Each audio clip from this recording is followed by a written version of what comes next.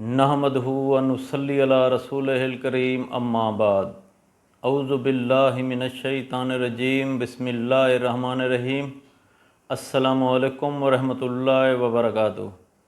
امید کرتا ہوں آپ صحت اور ایمان کی اعلیٰ حالت میں ہوں گے۔ اللہ تبارک و تعالیٰ آپ کو اور آپ کے اہل خانہ کو ہمیشہ ہنستا مسکراتا رکھے۔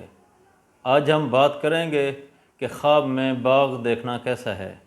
علامہ ابن سیرین رحمۃ اللہ علیہ نے خواب میں باغ دیکھنے کی کچھ مختلف صورتیں بیان کی ہیں۔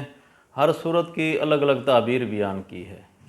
مثلاً خواب میں باغ دیکھنا، خواب میں باغ سے پھل توڑنا، باغ سے میوے گرنا، خواب میں باغ کو پھلدار دیکھنا، خواب میں باغ کو پانی دینا، باغ کی سیر کرنا، خواب میں باغ میں پودا لگانا وغیرہ۔ اگر آپ ان صورتوں کی تعبیر جاننا چاہتے ہیں یا ان سے ملتی جلتی کسی اور صورت کی تعبیر جاننا چاہتے ہیں تو اس ویڈیو کو آخر تک ضرور دیکھیں۔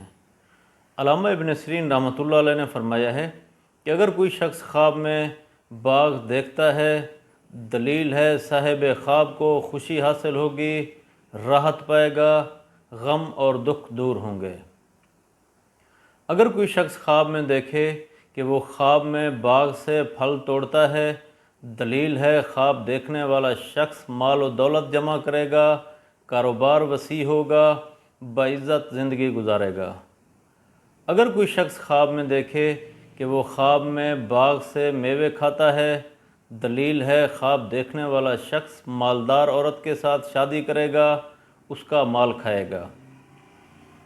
اگر کوئی شخص خواب میں دیکھے کہ وہ باغ کی سیر کرتا ہے، دلیل ہے خواب دیکھنے والے شخص کا بیٹا پیدا ہوگا، فرحت پائے گا، عیش و عشرت حاصل کرے گا۔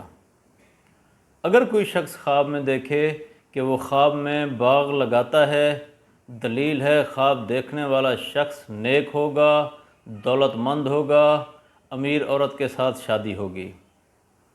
اگر کوئی شخص خواب میں دیکھے کہ وہ خواب میں باغ کے اندر پودا لگاتا ہے، دلیل ہے خواب دیکھنے والے شخص کے ہاں لڑکا پیدا ہوگا، آرام اور راحت پائے گا، لڑکا بھی خوبصورت ہوگا۔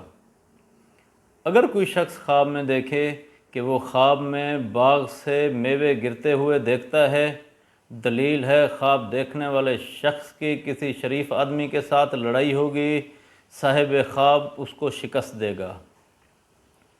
اگر کوئی شخص خواب میں دیکھے کہ وہ خواب میں باغ کو پھلدار دیکھتا ہے، دلیل ہے خواب دیکھنے والے شخص کو دولت اور اختیار ملے گا، کاروبار میں ترقی ہوگی، آرام پائے گا۔